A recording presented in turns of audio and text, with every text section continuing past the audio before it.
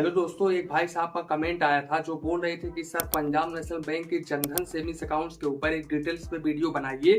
तो देखो दोस्तों, यहाँ पर मैं आप लोगों को बता दूं कि पंजाब नेशनल बैंक ने जनधन सेविंग्स अकाउंट्स के बारे में ज्यादा कुछ सर्विस चार्जेस में मेंशन नहीं किया है। और यहाँ पर मैं कस्टमर केयर पर भी कॉल करके पूछता हूँ तो वहां पर भी मुझे कुछ अच्छा खासा रिप्लाई देखने को नहीं मिलता है। इसके साथ साथ यहाँ पर मैं यूट्यूब पर वीडियो भी काफी सारे देखा तो वहां पर भी मुझे अच्छे तरीके से रिप्लाई देखने को नहीं मिला। लेकिन जो सारा कुछ मुझे देखने को मिला है उसके बारे में आज मैं आपको डिटेल्स में बताने वाला हूँ। देखो भाई, Punjab national bank Jan Dhan savings accounts के बारे में एक्यूरेट नॉलेज आपको यूट्यूब पर कहीं पर भी देखने को नहीं मिलेगा। लेकिन मैं जितने भी चीजें आपको इस वीडियो में बताने वाला हूँ वो 100% सच है। देखो, यहाँ पर सबसे पहले मैंने पंजाब नेशनल बैंक के कस्टमर केयर पर कॉल किया और उनसे मैंने पूछा कि सर ये बताइए, यहाँ पर Punjab national bank Jan Dhan savings accounts के ऊपर क्या लिमिटेशंस है, यानी कि हम ऑनलाइन कितना ट्रांजेक्शन कर सकते हैं और ऑफलाइन कितना ट्रांजेक्शन कर सकते हैं। तो उन्होंने मुझे जो बताया वो सुनकर के आप बहुत ही ज्यादा हैरान हो जाओगे। उन्होंने मुझसे कहा कि सर देखिए, यहाँ पर आप कैश डिपॉजिट ब्रांच के जरिए जितना मर्जी चाहे उतना कर सकते हैं, विड्रॉवल आप मंथली 6 बार कर सकते हैं, और यहाँ पर भाई साहब आप ऑनलाइन ट्रांजेक्शन पर एनम इस अकाउंट की जो लिमिटेशंस है वो 2 लाख रुपए की होती है। अब देखो, यहाँ पर उन्होंने ये बताया और आज सुबह में भी मैंने Punjab national bank customer care पर कॉल किया तो फिर उन्होंने जो बताया वो बिल्कुल इससे अलग था। उन्होंने ये बताया कि सर देखिए, आपके अकाउंट के ऊपर अगर जनधन सेविंग्स अकाउंट्स के ऊपर केवाईसी अपडेट है तो फिर इस अकाउंट्स की क्रेडिट लिमिट कुछ भी नहीं है। आप जितना मर्जी चाहे उतना आप डिपॉजिट कर सकते हैं, कोई दिक्कत वाली बात नहीं है। लेकिन भाई साहब, ऑनलाइन ट्रांजेक्शन भी आप जितना मर्जी चाहे उतना कर सकते हैं, यहाँ पर इन्होंने क्लियरली मुझसे बताया।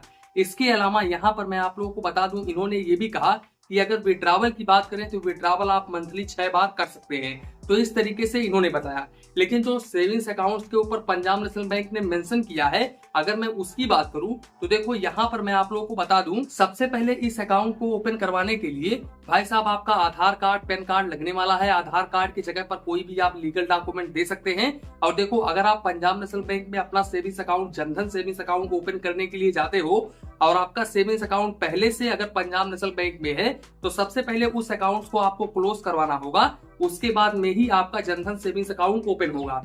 इसके अलावा यहाँ पर मैं आप लोगों को बता दूं, अकाउंट ओपन करते समय आपको कोई भी डिपॉजिट नहीं करनी होगी। हालांकि अगर ब्रांच के कर्मचारी बोलते हैं कि भाई इतना रुपीज डिपॉजिट करो तो ही आपका अकाउंट ओपन होगा, तो फिर वहां पर मैं कुछ कह नहीं सकता। इसके अलावा ये जो अकाउंट है, जो जनधन सेविंग्स अकाउंट है, ये बिल्कुल जीरो बैलेंस सेविंग्स अकाउंट होता है। यानी कि यहाँ पर आपको कुछ भी मिनिमम बैलेंस मेंटेन करके नहीं चलना पड़ता है। बात करें एसएमएस अलर्ट की तो देखो, यहाँ पर कस्टमर केयर अधिकारी ने मुझसे कहा कि सर एसएमएस अलर्ट बिल्कुल फ्री ऑफ कॉस्ट है जनधन सेविंग्स अकाउंट्स के ऊपर। लेकिन यहाँ पर पंजाब नेशनल बैंक ने सर्विस चार्जेस के ऊपर क्लियरली मेंशन किया है कि देखिए, अगर आपका सेविंग्स अकाउंट्स है, अब क्योंकि जनधन सेविंग्स अकाउंट्स एक नॉर्मल सेविंग्स अकाउंट्स ही है, तो यहाँ पर भाई साहब इन्होंने क्लियरली मेंशन किया है सेविंग्स अकाउंट्स के ऊपर आपको यहाँ पर 25 पैसे पर एसएमएस चार्जेस देना पड़ेगा और मैक्सिमम 15 रुपए प्लस जीएसटी क्वार्टरली, यानी कि प्रति 3 महीने में चार्जेस देना पड़ेगा।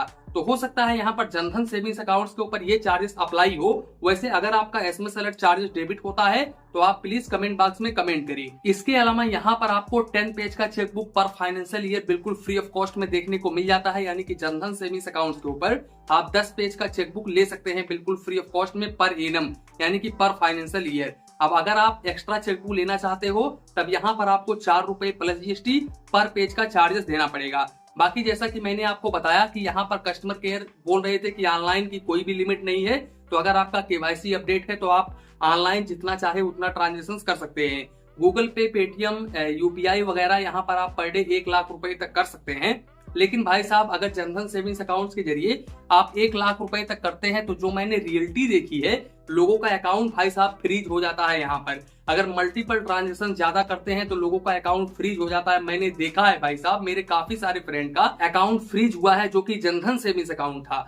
तो यहाँ पर मैं आपको कहना चाहता हूँ कि आप जनधन सेविंग्स अकाउंट्स के जरिए मल्टीपल ट्रांजेक्शन बिल्कुल भी मत करिए। अब अगर मैं कैश डिपॉजिट को लेकर के बात करूं तो देखो, यहाँ पर पंजाब नेशनल बैंक ने कैश डिपॉजिट के ऊपर क्लियरली मेंशन किया है कि अगर आपका सेविंग्स अकाउंट है तो आप मंथली 3 ट्रांजेक्शन कर सकते हैं बिल्कुल फ्री ऑफ कॉस्ट में। अब अगर आप इस लिमिट को क्रॉस करते हैं तो यहाँ पर आपको 50 रुपए plus GST per transaction charges देना पड़ता है। लेकिन यहाँ पर इन्होंने अमाउंट के ऊपर भी लिमिट लगा करके रखा है। यहाँ पर आप पर ट्रांजेक्शन ओनली 1 लाख रुपए ही free per day cash deposit कर सकते हैं। अब यहाँ पर अगर आप इस लिमिट को क्रॉस करते हैं तब यहाँ पर आपको 1 रुपीज पर 1000 के हिसाब से चार्जेस देना पड़ेगा और मिनिमम आपको 50 रुपए plus GST per transaction charges देना पड़ेगा। तो इस बात का आप जरूर ध्यान रखें। इसके अलावा पंजाब नेशनल बैंक ने कैश विड्रॉवल के ऊपर भी सेविंग्स अकाउंट्स के ऊपर ये मेंशन किया है कि अगर आपका सेविंग्स अकाउंट है तो यहाँ पर आप मंथली 5 विड्रॉवल कर सकते हैं, यानी कि 5 बार पैसे निकाल सकते हैं। आप किसी भी ब्रांच के जरिए यानी कि अपने होम ब्रांच के जरिए 5 बार पैसे निकाल सकते हैं। अब यहाँ पर अगर आप इस लिमिट को क्रॉस करते हैं तब यहाँ पर आपको 2 रुपीज पर 1000 के हिसाब से चार्जेस देना पड़ता है। दोस्तों सबसे अच्छी बात यह है कि इस अकाउंट्स के ऊपर आपको क्लासिक वेरिएंट का डेबिट कार्ड देखने को मिल जाता है, जिसे हम जनधन डेबिट कार्ड भी बोलते हैं। बेसिकली इस डेबिट कार्ड के ऊपर मेंशन होता है जनधन डेबिट कार्ड, जो कि रुपए वेरिएंट में आता है। दोस्तों इस डेबिट कार्ड के ऊपर आपको एनुअल मेंटेनेंस चार्जेस 1 भी रुपीस नहीं देना पड़ता है, लेकिन यहाँ पर आपको रिप्लेसमेंट फीस 150 रुपए प्लस जीएसटी देना पड़ता है। अगर मान लो आपका डेबिट कार्ड कभी गुम हो गया, कभी टूट गया, तो यहाँ पर आपको 150 रुपए प्लस जीएसटी चार्जेस देना पड़ता है। इसके अलावा इस डेबिट कार्ड से आप पर डे 25,000 रुपए निकाल सकते हैं और 60,000 रुपए तक ऑनलाइन ट्रांजेक्शन कर सकते हैं। इसके अलावा अगर मैं काउंट ऑफ ट्रांजेक्शन को लेकर के बात करूं तो यहाँ पर भाई साहब इनके ओन बैंक के एटीएम से मंथली आप 5 ट्रांजेक्शन कर सकते हो। अब अगर आप इस लिमिट को क्रॉस करते हो तो यहाँ पर आपको 10 रुपए plus GST per transaction charges देना पड़ता है। वहीं पर इनके एटीएम कार्ड से किसी दूसरे बैंक के एटीएम मशीन से आप मंथली 5 ट्रांजेक्शन कर सकते हो और मेट्रो सिटी से मंथली आप 3 ट्रांजेक्शन कर सकते हो। अब अगर आप इस लिमिट को क्रॉस करते हो तो यहाँ पर आपको भाई साहब फाइनेंशियल ट्रांजेक्शन के ऊपर 23 रुपए plus GST per transaction charges देना पड़ता है। वहीं पर नॉन फाइनेंशियल ट्रांजेक्शन के ऊपर 11 रुपए plus GST per transaction charges देना पड़ता है। तो इस बात का आप जरूर ध्यान रखें। दोस्तों सबसे अच्छी बात यह है कि इस अकाउंट के ऊपर आपको personal accidental cover up to 1 lakh रुपए तक देखने को मिल जाता है। इसके अलावा इस अकाउंट के ऊपर बीमा कवर यानी कि लाइफ बीमा कवर अप टू 30,000 रुपए तक का बिल्कुल फ्री ऑफ कॉस्ट में देखने को मिल जाता है। और यहाँ पर ओवरड्राफ्ट का भी फैसिलिटीज देखने को मिलता है। यहाँ पर अप टू 10,000 रुपए तक का ओवरड्राफ्ट का फैसिलिटीज देखने को मिल जाता है। लेकिन पंजाब नेशनल बैंक इस फैसिलिटीज को ओनली महिला को ही प्रेफर करता है। लेकिन अगर आप यहाँ पर जाते हैं ओवरड्राफ्ट लेने के लिए तो मैं आप लोगों को बता दूं, सबसे पहले पंजाब नेशनल बैंक के जो कर्मचारी है ना, वो आपके अकाउंट के ऊपर छानबीन करेंगे, यानी कि देखेंगे कि आपके अकाउंट में बैलेंस है या फिर नहीं है, आप ट्रांजेक्शन कितना करते हैं, उसी के अकॉर्डिंग यहाँ पर आपको ओवरड्राफ्ट प्रोवाइड किया जाएगा। यहाँ पर ऐसा नहीं है कि आप गए और तुरंत अप्लाई किया और यहाँ पर आपको ओवरड्राफ्ट देखने को मिल गया। यहाँ पर भाई साहब पंजाब नेशनल बैंक के कर्मचारी ही डिसाइड करेंगे कि आपको ओवरड्राफ्ट मिलेगा या फिर नहीं मिलेगा। तो दोस्तों कुल मिलाकर के यही था पंजाब नेशनल बैंक का जनधन सेविंग्स अकाउंट। इसी के साथ में वीडियो समाप्त करते हैं। वीडियो पसंद आया हो तो प्लीज वीडियो को एक लाइक करिए और अपने चैनल फाइनेंस बैंकिंग को सब्सक्राइब करिए। मन में कुछ डाउट हो, कंफ्यूजन हो तो प्लीज कमेंट करिए। धन्यवाद, मिलते हैं नेक्स्ट वीडियो में।